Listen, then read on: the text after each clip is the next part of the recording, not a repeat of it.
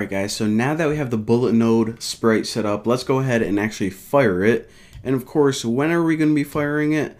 Well, whenever we tap, this dude's going to play his animation, charging his gun or whatever, and then the bullet's going to pop out. So pretty much whenever the user taps. So therefore, we can stick it right in this touches began. Now this is the old animation from the dude. Again, that's just the dude moving. So we can just stick it right inside here. Now right after this animation, the dude animation that's set up, go ahead and give yourself some space, and I'll say shooting the bullet. So let's shoot bullet equal to SK action, and we just want to run a block of code. Now the code that we want to run, I'm going to stick inside curly braces.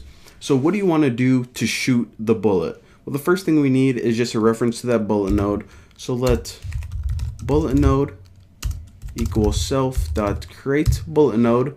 And remember, that's the method we built in the last tutorial. So now we have a reference to that sprite that we can actually move around and do cool stuff to. So now we just need to add it to the screen, because remember, it's just in memory right now. It's obviously not appearing on the screen whenever we click or anything. So self add child, and the child is the bullet. So now it's on the screen, and again we gave it a default positioning, so now at this point it's appearing right there. And after this, to make it move, we pretty much want to apply a force to it as soon as it appears. So this is how you do that. So for the bullet node, we're going to call the physics body, which pretty much means change the physics of it. And to apply a force, or in other words, just to get it moving, it's called apply, well, I shouldn't use force because that's another method, apply impulse. So what we can do here, and essentially what we're doing, even though I don't want to say force because that's another method in sprite kit, but it's the most proper word I can use right now. We're pretty much adding a force or an initial impulse to the bullet. Now, whenever we add a force to anything, we need to give it two properties. The first is how much of a force, how much are you pushing? Just a little bit? Are you just moving it a little bit? Or are you like really whipping it, moving it a lot? So a magnitude, that's what I'll call that, and also a direction. So do you want to move it just a little bit in the right, or do you want to move it a lot up and down? I don't know. So that's what we're going to give it right now.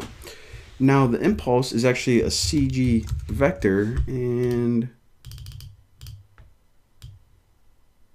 in order to make a vector, you call CG vector make. So now we're pretty much just making a force. That's it. So the first thing is the X value, and the second one is the Y value. And you actually give the direction and the force all at once. So we'll say 160 in the X value. So it's only going to go left and right, and the Y value we'll just set at 0. So this force, just think of it like an arrow. 160 going out. Of course, these values, they don't really correspond to anything because this is all like in iOS physics land. So just remember that 160 is the force in the X direction, so it's going to fire out in the X direction with that magnitude, and just play around with it. If you feel that it's too big, just lower it to like 100. If you feel it's too high, you can, well, if you feel it's too small, you can raise it. And in the Y direction, it's not going to be applied any force. So only go left to right, don't worry about up and down. So that's that. And that is pretty much the shoot bullet action. So now what we have to do is, I want to show you guys this. We're going to build a sequence of animations. So the first animation is this dude charging his gun, and once he's done, the bullet animation is going to appear. In other words, the bullet's going to come flying out. So anytime you want to make a sequence of animations, you take SK action, and for the sequence, we can put, the first one is animation, which is the dude cocking his gun, and the second one The second action, it was named shoot bullet. There we go. So this is pretty much a sequence of animations, a complex animation, simple enough. So now whenever we run it, it's going to play the dude cocking his gun and then him shooting the bullet. So now let me go ahead and actually play this, and everything's probably going to make a lot more sense. And where can I put it?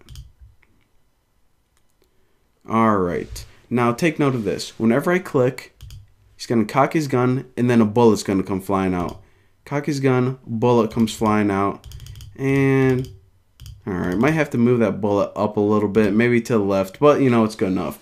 Now, another thing you're probably wondering is, alright, so I added 160. Let's go ahead and change that to, let me just change it to like 40, just so I can demonstrate the difference whenever we're making these vector forces. So 40 is going to be really weak. I mean, if this guy had like a BB gun, look at that. The thing comes plopping out. That's not going to kill anything. Alright, so we need to pump that baby up, and we're going to change that back to, actually, let's pump it back to 180.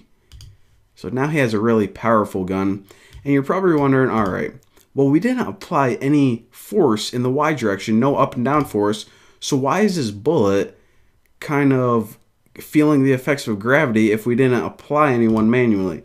Well, that's because, remember, this entire environment is affected by gravity. The bullet is not excluded from that.